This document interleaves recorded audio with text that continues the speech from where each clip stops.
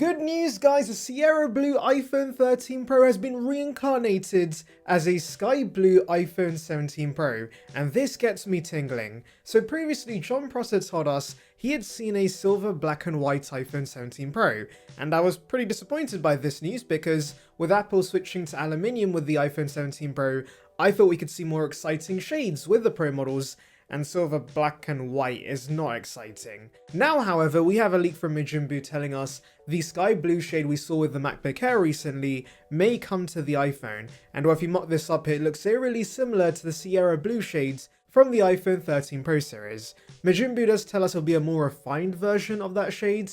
Whatever that means, how exactly can you refine a colour? I have no idea, but he also says it will be brighter, which I hope is the case. It shouldn't look grey in most lighting conditions. But honestly, as much as I love Sierra Blue, I do hope we get more saturated finishes as well, similar to the colours we saw on the regular models. Majin Bu does tell us Apple's testing other colours and nothing has been finalised, so we shall wait and see what Apple ends up doing. Imagine something as punchy as ultramarine on the Pro models. That would be great. If you're wondering really how thin the iPhone 17 Air is, we have a new video from Unbox Therapy showing us a CAD model of the phone, and it is indeed crazy thin. He compares it to CADs of the 17 Pro and you can see there is a substantial difference. The Air is rumoured to be 5.5mm, whereas the 17 Pro is rumoured to be 8.725mm in thickness, and Lou does bring up concerns about bending and battery life, but personally I don't think we have to worry too much about this. The M4 iPad Pro actually is even thinner than the rumoured iPhone 17 Air, and yet they improved the structural integrity of the device, and so I do have faith Apple can do the same with the 17 Air as well. I also have faith you will click that subscribe button. It's free and would bring you the latest about Apple right to the subscription box, so please consider it. Join the Surround Bag gang now. As for battery life, we have heard about Apple using a higher density battery in this iPhone. Now it makes sense to use a technology with a device that's naturally going to have space constraints because it will be so thin, and so a high density battery allows a lot of energy to be stored within a small physical space, allowing Apple to possibly fit in a 4,400 mAh battery in this iPhone, which wouldn't be too bad considering the Plus right now has a 4,674 mAh battery.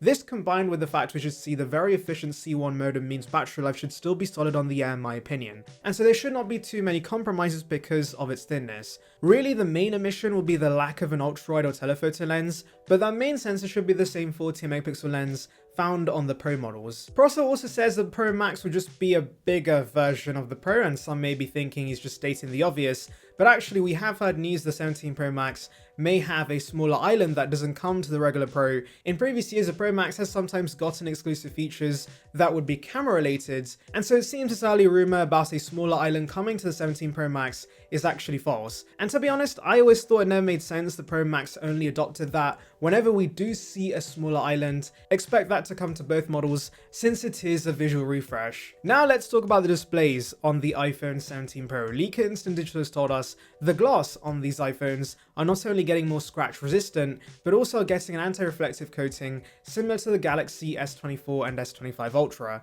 This was a game changer on these phones. It really made a difference outdoors, and so I'm very excited this is now coming to the iPhone. A more scratch resistant display is great too, because ever since Ceramic Shield was introduced, it seems the Air can scratch these iPhone displays, and so durability improvement is appreciated, but I'm way more excited about the anti-reflective display. And yes, I know the anti-reflective display won't make a difference if you use a screen protector, but regardless, for those who don't use a screen protector, improving visibility outdoors would be nice. If you're hoping to see faster charging iPhones, we have news. That won't be the case with iPhone 17. Analyst Jeff Pu tells us the complete iPhone 17 range will support 35W wide charging, which is about the same as the iPhone 16 series. I know some may be bummed out by this considering lots of Android phones support 50W charging speeds, but honestly, I'm not too annoyed by this. I'd much rather Apple give us larger batteries than improve the endurance and make these phones last longer, in which case you would only have to charge the phone overnight. Now let's move on to the camera. So according to Jon Prosser, Apple introduced a new feature where you can record from the front-facing and rear-facing camera at the same time. I say new in quotations because I'm pretty sure you could do this natively on the Galaxy S4, a phone from 2013, so it's nice to see that Apple's finally catching up with the competition. But what's funny is that apparently this very basic feature is gonna be a Pro exclusive. I understand they want to tout the Pro phones more as a content creation machine, and yes, a feature like this is most useful for creatives, but it's also something the base model should easily be able to do, and so I really hope they didn't software lock this to the Pro phones. By the way, I'm aware third-party applications like Snapchat already allow you to do this, but natively offering this would be great too, and as I said, it is about time. Next, let's talk about the telephoto on iPhone 17 Pro. So for those unaware, we have heard a lot about a new 14 megapixel telephoto lens coming to the 17 Pro. This was the last lens still on 12 megapixels, as the main camera had moved to 14 megapixels with the 14 Pro, and the ultra-wide lens had moved to 14 megapixels with the 16 Pro.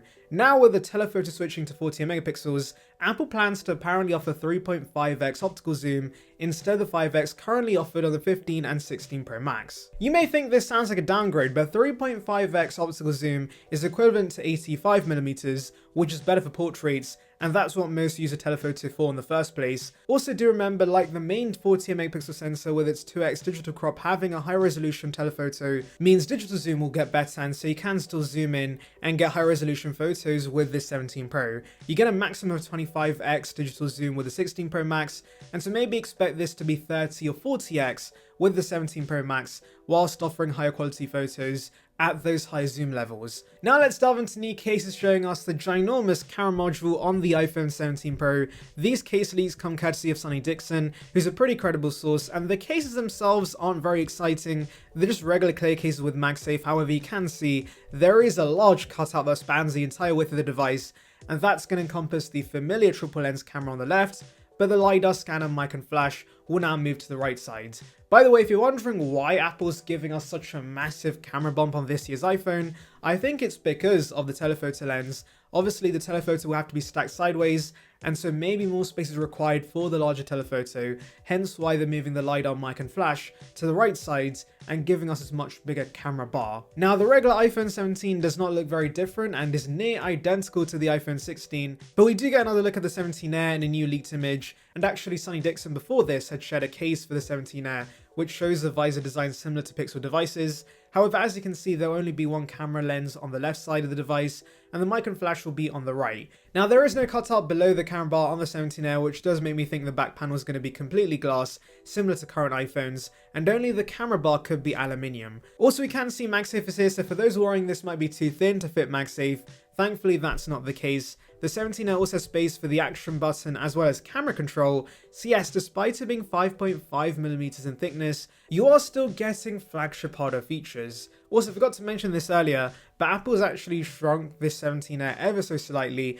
to 6.6 inches just to prevent it from bending, because initially the plan was to make the 6.9 inches just like the Pro Max, but apparently that would make it prone to bending. So yeah, good call Apple, 6.6 inches is still big enough. That's what she said. Anyway, let me know your thoughts in the comments, make sure to like and subscribe for more content like this, and thank you for watching.